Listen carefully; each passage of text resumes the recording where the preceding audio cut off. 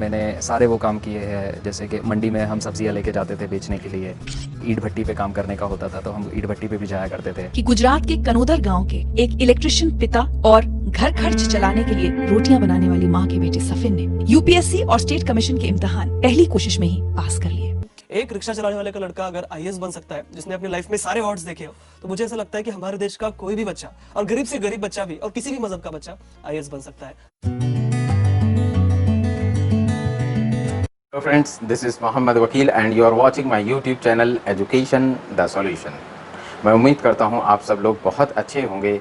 मैं यहाँ पर आप लोगों के साथ 3 लोगों की स्टोरीज़ को शेयर करूँगा और मैं चाहूँगा कि आप मेरी बात को बहुत गौर से सुने और समझे। देखिए, ये स्टोरीज़ रेयर नहीं है और आपके लिए जानना कोई बहुत मुश्किल काम नहीं है। आप बहुत आसानी से इन स्टोरीज़ का पता लगा सकते हैं और इनके बारे में जान सकते हैं। लेकिन इनके पीछे जो मैसेज मैं आपको देना चाहता हूं, जो बात मैं आपको बताना चाहता हूं, वो बहुत इम्पॉर्टेंट है और मैं चाहूँगा कि आप उस बात को समझने की कोशिश करिए।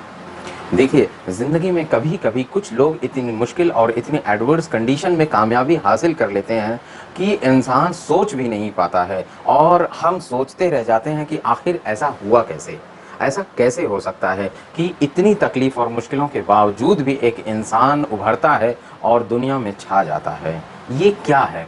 ऐसा कौन सा उसके पास जादुई पिटारा होता है या उसे कौन सी ऐसी लॉटरी लग जाती है? कौन उसकी मदद करता है? कितने बड़े लोग उसकी मदद करते हैं? ऐसा कैसे हो जाता है?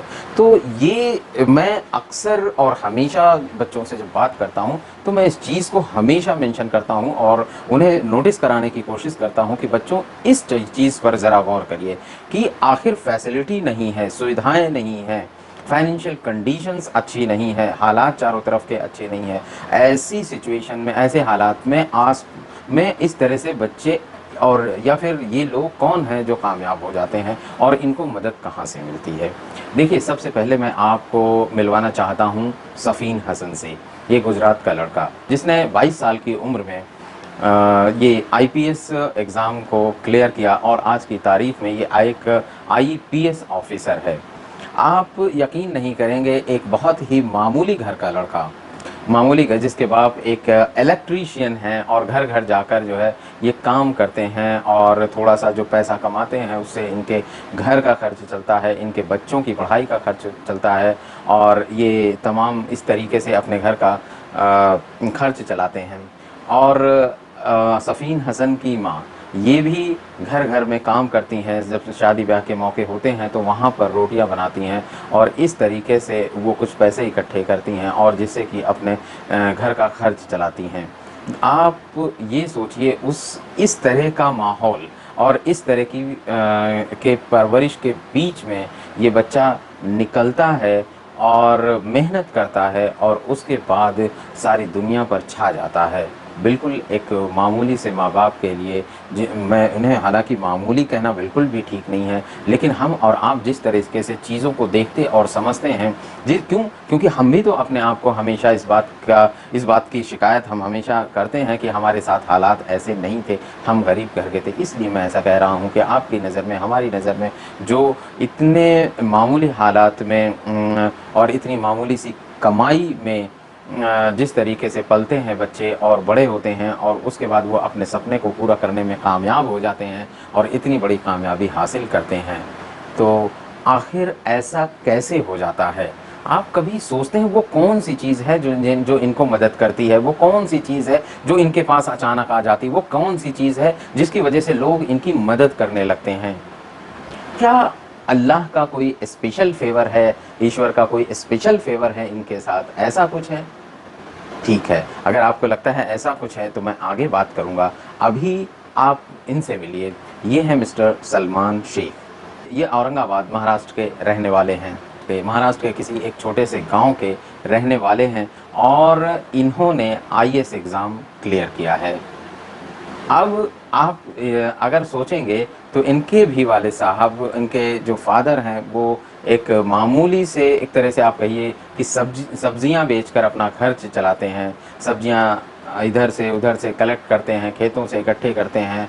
और इवन जब आप सलमान शेख को सुनेंगे तो वो खुद बताते हैं कि वो गांव से पुदीना इकट्ठा करके लाते थे और मंडी में बेचा करते थे। उनकी माँ भी इस काम में उनकी मदद किया करती थी और इस तरीके से घर का खर्च चलता था। आप यकीन नहीं मानेंगे, ये लड़का सलमान शेख अपने गांव का पहला ग्रेजुएट है और पहला ग्रेजुएट होने के साथ साथ उसने इतनी बड़ी अचीवमेंट हासिल की। आज ये लड़का एक IAS ऑफिसर है। आज इसके पास गाड़ी है, बंगला है, सिक्योरिटी गार्ड है, पैसा है, सब कुछ है, रुतबा है, इज्जत है।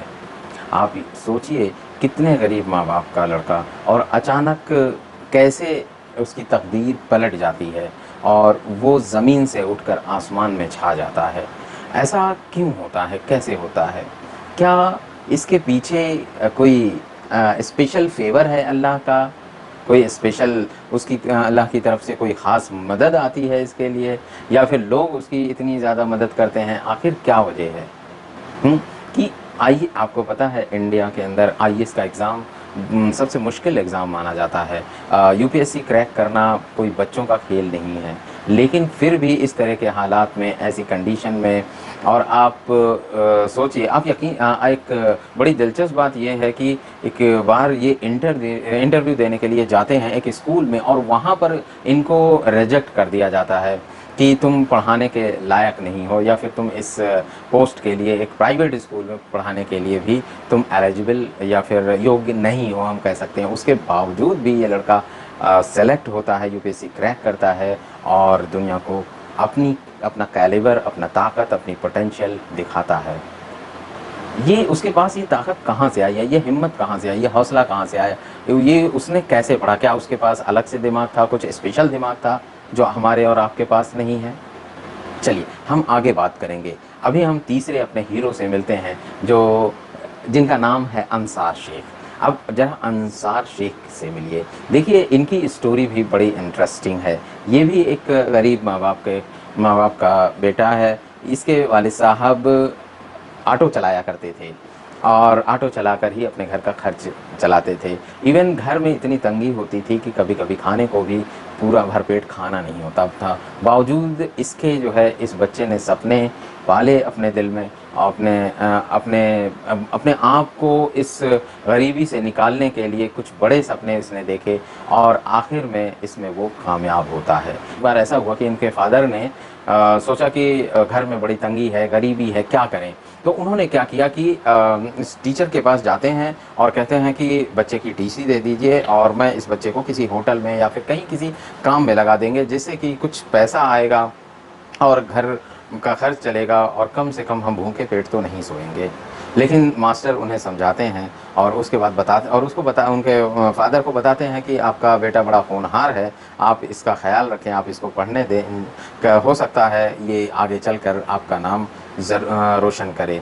तो ऐसा होता है कि उनके वालिद साहब को ये बात समझ में आ जाती है और उसके बाद फिर वो उसका नाम स्कूल से नहीं निकलवाते और उसको पढ़ने देते हैं। जब उसको पढ़ने देते हैं तो वो बड़ा दिल लगाकर लड़का पढ़ता है और उसके बाद ये समझ में आता है उनके वालिद साहब को कि ये लड़का हमारा वाकई में होनहार है और ये ज़रूर हमारा नाम करेगा, क्योंकि उसके हमेशा नंबर्स अच्छे आए और वो आगे हमेशा फर्स्ट क्लास रहा और इस वजह से माँ बाप ने उसको पूरा सपोर्ट किया। इवन एक बार ऐसा हुआ कि उसे खर्चे की ज़रूरत के लिए, अपने ट्यूशन के लिए, फीस कहीं कुछ कोर्स करने के लिए, कंप्यूटर कोर्स करने के लिए उसको पैसे की ज़रूरत होती है। तो ज़रा आप देखिए तो सही, ये लड़का होटल में काम करता है और ढाबे पर काम करता है, बर्तन धोता है, प्लेट सर्व करता है, खाना सर्व करता है और पानी भरकर लाता है, ले जाता है। इस तरीके से वो होटल में काम कर अपने कंप्यूटर कोर्स को करने के लिए वो पैसे इकट्ठे करता है। आप ज़रा सोचिए उसने किस तरह के माहौल में परवरिश पाई और किस तरह के माहौल के साथ उसने जंग की एक तरह से और लड़ाई की और उसके बाद उस लड़ाई में उसने जीत भी हासिल की। ये हैं हमारे रियल हीरोज़। आप सही मायने में आप देखेंगे तो ये हमारे रियल हीरोज़ हैं। देखिए स्टोरी बहुत हैं, कहानियाँ भरी पड़ी हुई हैं ऐसे लोगों से, ऐसे बहुत से लोगों से कहानियाँ भरी पड़ी हुई हैं जिनकी जद्दोजहद, जिनका स्ट्रगल, जिनकी कोशिशें हमें शर्मिंदा करती हैं, हमें कहती हैं कि हम उनसे बेहतर हैं लेकिन फिर भी हम नहीं कर पाते, हमारे हालात उनसे बेहतर हैं लेकिन हम फिर भी नहीं कर पाते, हमारी फाइनेंशियल कंडीशंस उनसे बेहतर हैं लेकिन हम फिर भी उनसे बेहतर रिजल्ट नहीं दे पाते, हमारा एक्सपीरियंस उनसे कहीं ज़्यादा, हमारी उम्र उनसे कहीं ज़्यादा हो जाती है लेकिन हम फिर भी उनसे बेहतर नहीं कर पाते। आप मुझे बताइए वो कौन सी चीज़ है जिसने इनको हीरो बनाया, जिसने इनको ज़मीन से उठाकर आसमान में पहुंचा दिया, वो कौन सी ताकत है? मुझे बताइए, क्या अल्लाह का इन पर ज़्यादा फेवर है या इन पर ज़्यादा करम हुआ और आपका कहना है कि आप पर कम हुआ? इनकी किस्मत ज़्यादा अच्छी थी, आपकी किस्मत ज़्यादा अच्छी नहीं है, क्या आप ऐसा कह सकते हैं? मैं जानता हूं कि आप ऐसा कभी नहीं कह सकते। हम क्या करते हैं, देखिए आपको भी उतना वक्त मिला है और इन्हें भी उतना वक्त मिला है। ये 21 साल, 22 साल, 23 साल, 24 साल, 25 साल के अंदर उस टारगेट को हासिल कर लेते हैं, अपने सपने को हासिल कर लेते हैं और हम 30-30 40-40 साल तक हम सेटल नहीं पाते, हम कुछ नहीं कर पाते। आप और हम मिलकर कंप्लेन करते रहते हैं, सिर्फ ब्लेम करते रहते हैं, हालात का रोना रोते रहते हैं। आप देखिए इन लोगों को, देखिए इनके हालात को, देखिए इनकी ज़िंदगी को, देखिए ऐसा क्या है। देखिए मैं आपको बताता हूँ, इनके पास भी वही दिमाग है जो हमारे पास है, इनके पास भी वही कैलिबर है जो हमारे पास है, लेकिन आपने हार मान ली, इन्होंने हार नहीं माना। आपने सपने नहीं देखे, इन्होंने सपने देखे। आपने अपने लिए कोई गोल तय नहीं किया, आपने अपने लिए कोई मकसद ज़िंदगी का तय नहीं किया, इन्होंने अपने लिए एक मकसद तय किया, एक ज़िंदगी का पर्पज़ तय किया और उसके बाद आप हमेशा कन्फ्यूज़न में रहे कि हम क्या करें, लेकिन इन्होंने कन्फ्यूज़न को ख़त्म किया। इन्होंने अपने जहन में क्लैरिटी बनाई कि मुझे ये काम करना है और बचपन से एक माइंडसेट डेवलप किया कि मैं गरीब पैदा हुआ हूँ लेकिन गरीब मरना नहीं है, मेरे हालात ऐसे हैं लेकिन इन हालात में मुझे रहना नहीं है, मुझे इन हालात को बदलना है। वो लगातार उसके साथ स्ट्रगल करते रहे और अपने गोल की तरफ बढ़ते रहे। आप कहें चाहे स्पीड कम हो, चाहे वो धीमी स्पीड से हो, चाहे तेज़ स्पीड, चाहे वो अपने गोल की तरफ जिस तरफ से भी बढ़े हों, लेकिन वो बढ़ते चले गए, वो रुके नहीं। एक जहन उनका बना और उसमें उन्होंने अपने टारगेट पर, अपने गोल पर इस तरह फोकस किया, इस तरह से फोकस किया कि वो दुनिया को भूल गए। जब वो मेहनत कर रहे थे, जब वो तैयारियां कर रहे थे, मशगूल थे, तो क्या आपको और हमको इनके बारे में पता था या दुनिया इन्हें जानती थी? ये अंधेरे में थे, ये गुमनामी में थे मेरे दोस्तों। ये सब कुछ भूल कर अपनी पढ़ाई में लगे हुए थे, ये उस वक्त मेहनत कर रहे थे, ये स्ट्रगल कर रहे थे, ये जद्दोजहद कर रहे थे। ये इनके सामने, क्योंकि इनका मकसद था, इनका विज़न था, ये शादियों और ब्याह से बचे हुए थे, ये अपने प्रोग्राम से, फंक्शन से, दावत से, इन सब चीज़ों से बचे हुए थे। इन्होंने अपने वक्त को सही जगह यूज़ किया, इन्होंने अपने वक्त को ज़ाया नहीं किया, ख़राब नहीं किया। हमारी तरह जैसे हम शादी में, ब्याह में, फंक्शन में, त्योहारों में किस कदर वक्त को बर्बाद करते हैं, किस कदर वक्त के साथ नाइंसाफ़ी करते हैं। अल्लाह ने हमें कितनी कीमती चीज़ दी है और हम इसकी बिल्कुल कदर नहीं करते। अरे इन्हें भी उतनी ही ज़िंदगी मिलती है जितनी हमें मिलती है, इन्हें भी उतना ही हर रोज़ अल्लाह ताला वह मौका देता है और वक्त देता है। 24 घंटे आपको भी देता है और 24 घंटे इनको भी देता है। ये 24 घंटे में इन्होंने अपने उस वक्त को इस्तेमाल किया, उस वक्त को ज़ाया नहीं होने दिया, एक एक लम्हे का इन्होंने ख्याल रखा और हमने कभी भी वक्त को कोई अहमियत नहीं दी। हमने और आपने वक्त को बैठकर ज़ाया किया, हमने इसे महीनों और दिनों में गिना, इन्होंने इसको सेकंड और मिनटों में गिना, इसलिए इन्होंने ये कामयाबी हासिल की। देखिए बहुत सारी चीज़ें हैं, आपको लगता है कि हालात की वजह से आप पीछे हैं, आप और हम हालात की वजह से पीछे हैं और इनके हालात बेहतर थे इसलिए ये कामयाब हो गए। नहीं, आप अपने दिल में सोचिए, आप अपने अंदर झांकिए, ज़रा सोचिए कि आपके अंदर क्या कमी है, आपको अल्लाह ने कौन सा फेवर नहीं दिया, आपको अल्लाह ने कौन सी कमी आपके अंदर रख दी है जिसकी वजह से आप ये कामयाबी हासिल नहीं कर सकते। या आप यकीन मानिए आपके अंदर एक भी कमी आप ढूंढ नहीं पाएंगे, आपके अंदर सब कुछ है मौजूद है। एक इंसान को कामयाब होने के लिए वो जितनी भी खूबियाँ, जितनी भी चीज़ें अल्लाह की तरफ से होनी चाहिए वो सब आपके अंदर हैं, लेकिन बावजूद इसके हम और आप बैठकर कंप्लेन करते हैं और ये आगे निकल जाते हैं। मेरे दोस्त, मेरे फ्रेंड्स, जो मैं कह रहा हूँ आप मेरी बात को समझने की कोशिश करिए। ये वक्त बैठने का नहीं है, ये वक्त को ज़ाया करने का वक्त नहीं है। उठिए, कमर कसिए और लग जाइए। बच्चों, मैं उन तमाम स्टूडेंट से मुखातिब होने की कोशिश कर रहा हूँ, मैं उन्हें बताने की कोशिश कर रहा हूँ, अपने लिए सपनों को फिक्स करिए, अपने लिए सपने तय करिए, अपने लिए अपनी ज़िंदगी में अपने जीने का पर्पस तय करिए और उसके बाद फिर लग जाइए, फिर मेहनत करिए, फिर देखिए कैसे पासा पलटता है, कैसे आप ज़मीन से आसमान की बुलंदी तक पहुंच जाते हैं।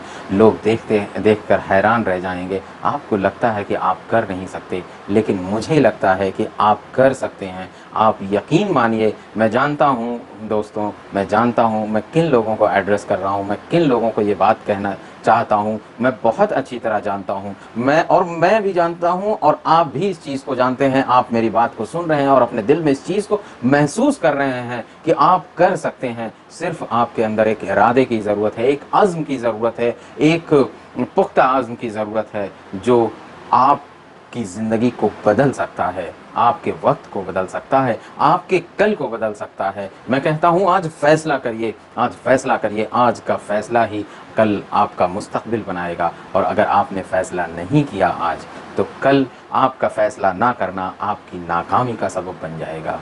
मैं आपसे कहता हूँ, आप में कोई कमी नहीं है। उठिए, कमर कसिए, कसम खाइए कि आज से हम मेहनत करेंगे, आज से हम अपने लिए एक मकसद तय करेंगे, एक पर्पस तय करेंगे।